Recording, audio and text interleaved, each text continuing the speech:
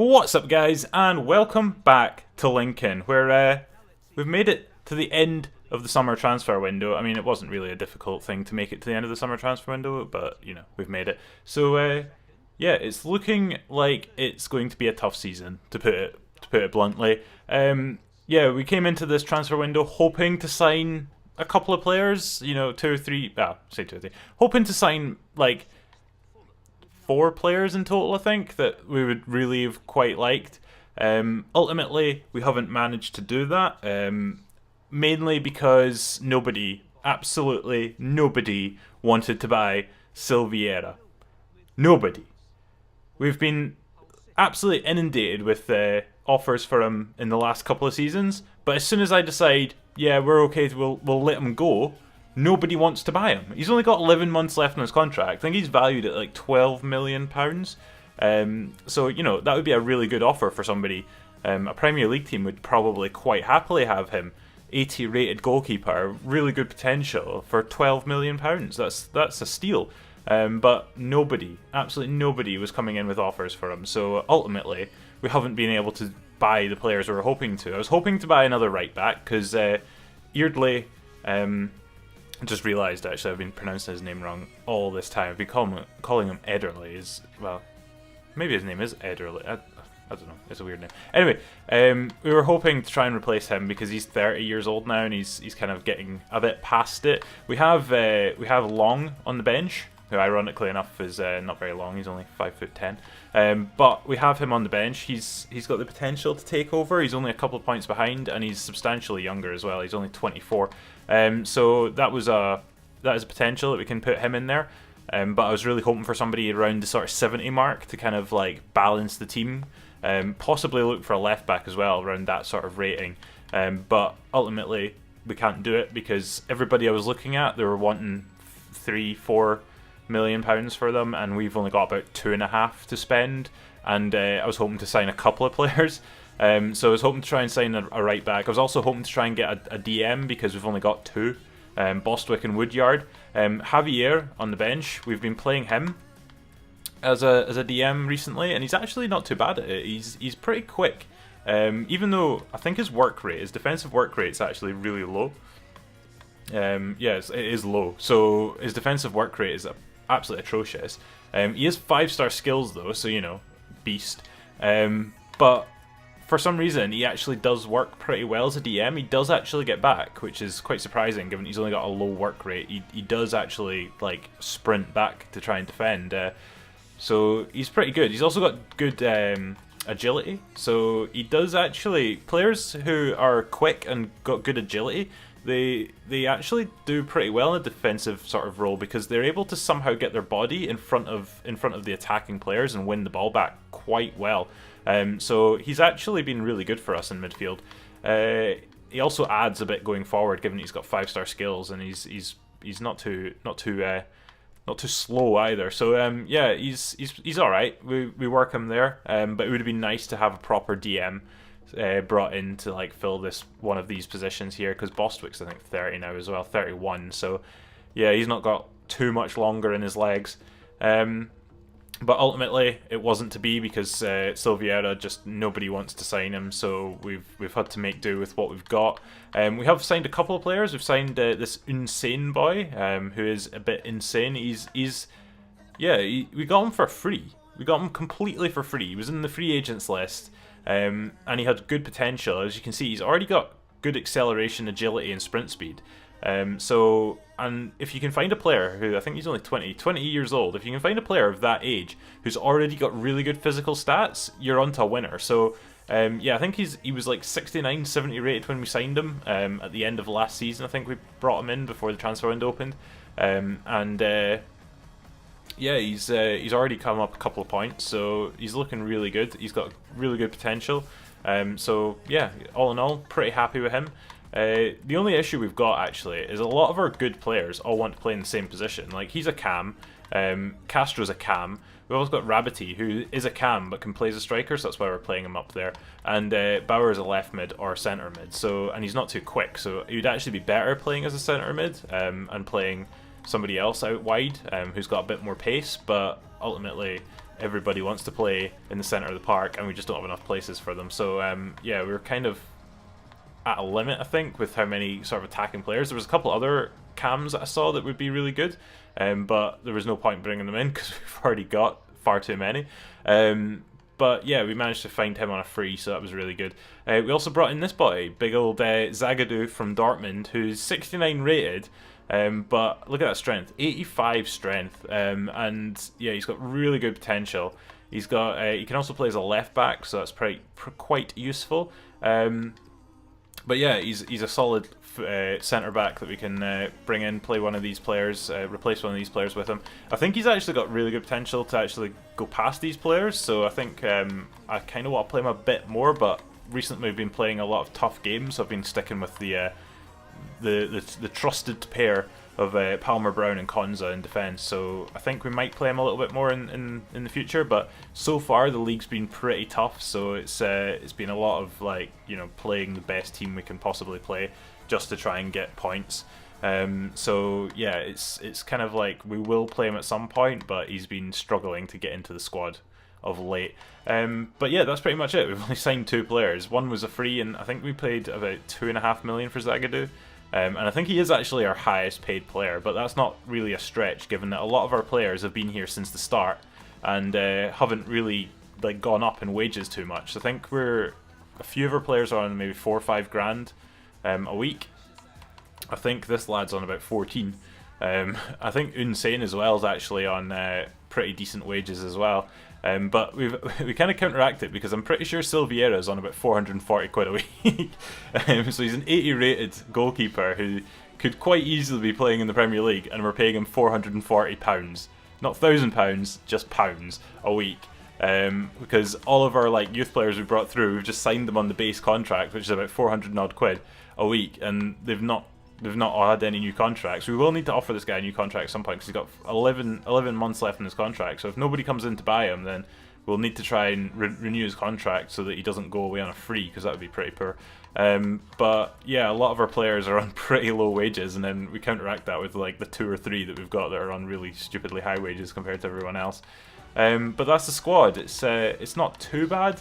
It would have been nicer if we had a couple extra players to play with, but yeah, we've had to make do with the financial restrictions that we've got. But as for the rest of the world, there's not been too much in the way of mad transfer dealings. Leonardo Bonucci has moved from AC Milan to Bayern Munich for 48.5, well, almost £500,000. That's pretty hefty for a centre back who is probably getting on quite a bit by now. I don't expect he's got too much longer, maybe a season or 2 left. Like, yeah, that's a lot of money to spend on somebody of his age. Guerreiro from Dortmund to Atletico for 47.5 million. That's quite a lot. I think he's a left back, maybe a right back. I'm not sure. But that's a stupid amount of money for a fullback. I mean, to be honest, actually, it's not that stupid given the amount of transfers that have been happening in recent reality that have been quite easily hitting 50 million for fullbacks, but that's a lot of money. And Mustachio from AC Milan to Real Madrid for 46 million. And he is a centre back, I believe.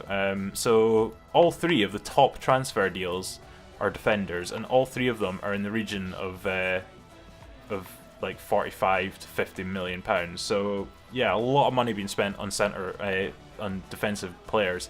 Just noticed Danny Welbeck from Arsenal to Burnley for 22 million. Where did Burnley get 22 million pounds? Normally Burnley are quite frugal with their money. They're one of the cheaper clubs in the Premier League. Like they tend to punch above their weight quite a lot. So that's quite impressive that they've managed to pull off well, I don't know if it's impressive, but it's quite unexpected that they would manage to sign a player for 22 million pounds. That's pretty hefty for them.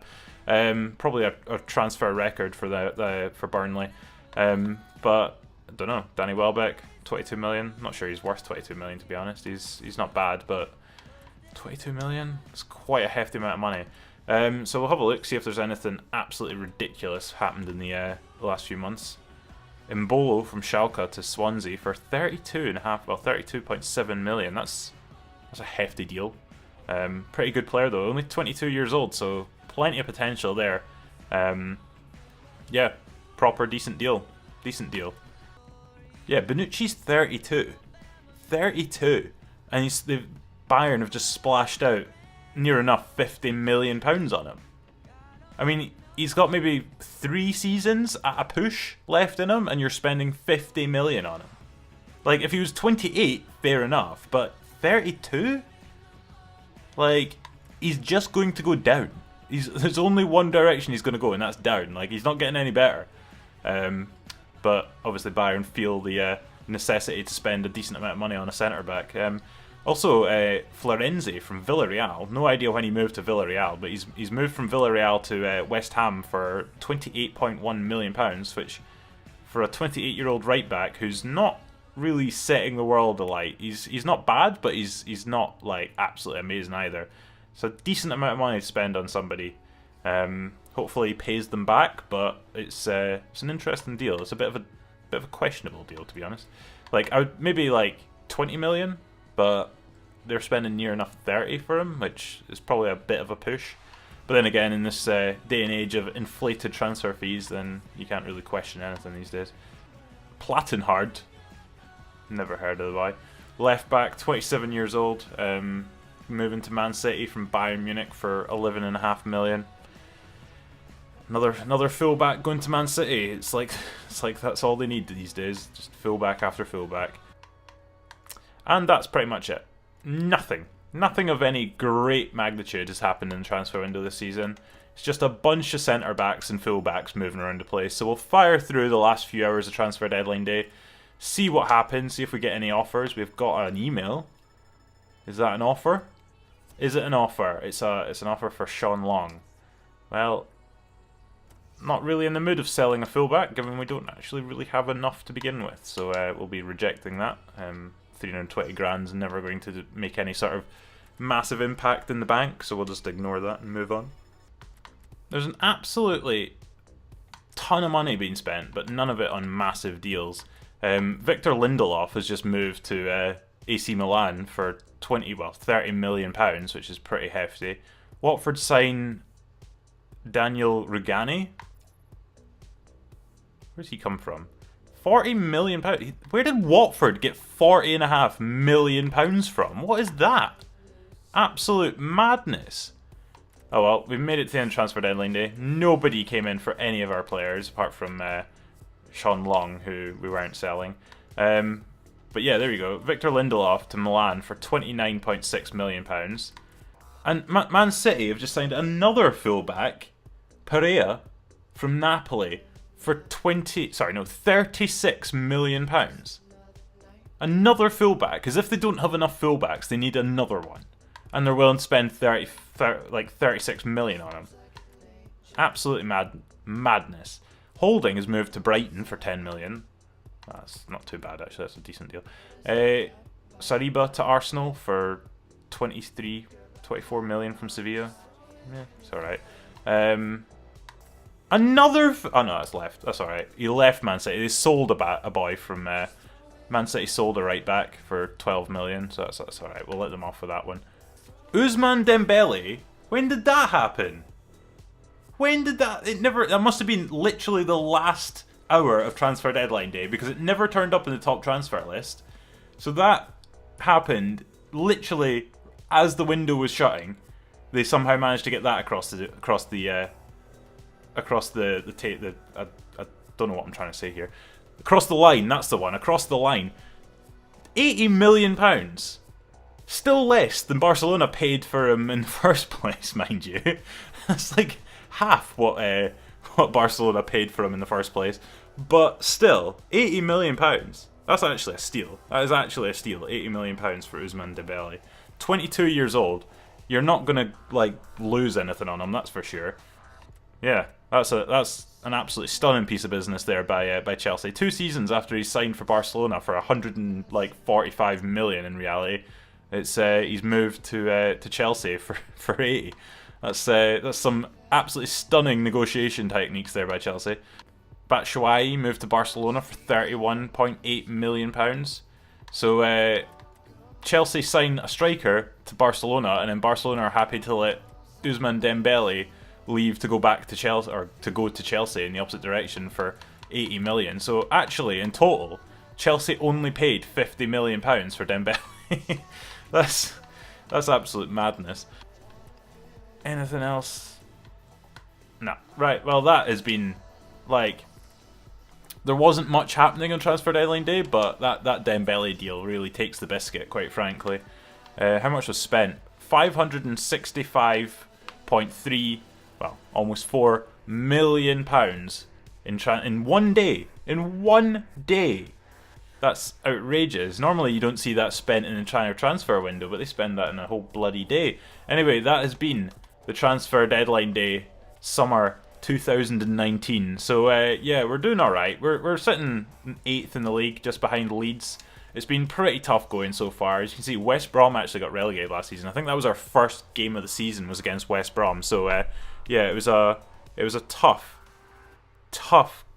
game, and a bit of a reality check. Yeah, it was a tough game. So yeah, it's quite a lot of big names in this league this season. A lot of big names up there. Leeds, Preston, well, maybe not Preston, Norwich, Derby, West Brom, Wolves. A lot of big names that we're going to struggle to try and beat this season. I think, to be honest, if we can get into the playoff places, we're probably punching above our weight. I don't think we've got anything absolutely amazing in our team. Yeah, I think we're going to struggle this season to get promoted, but we'll try. Hopefully we'll get up there. Hopefully we'll get into the playoff places. Maybe even get into the automatic spots. But I think realistically, playoff places is what we're aiming for. So yeah, it's going to be a tough season, a long season. We've had good players come through our youth team. Hopefully they keep progressing. We've got plenty more players coming through our youth team who could also hopefully keep progressing. A lot of these players that I've brought up look like they've got decent potential, but whether they'll hit anywhere near the level of these like sort of 70 rated players that we've got currently, that'll be up for debate. But hopefully we're able to do something. So yeah, that's going to call it a week. If you've enjoyed this video, then give it a thumbs up and subscribe as well if you're new around here. That'd be absolutely amazing. And I'll catch you guys, well, I don't know when I'll catch you guys, so it'll be probably a couple of weeks, I would have thought, until we get to the next video. It depends. I might be even longer than that. I might have like a sort of mid-term update when we get to like November or something like that. So yeah, that might be on the cards, but it'll probably be a little while before we get to the January transfer window. So yeah, we'll see when the next video goes up. But until then, it's been good, and I'll see you later.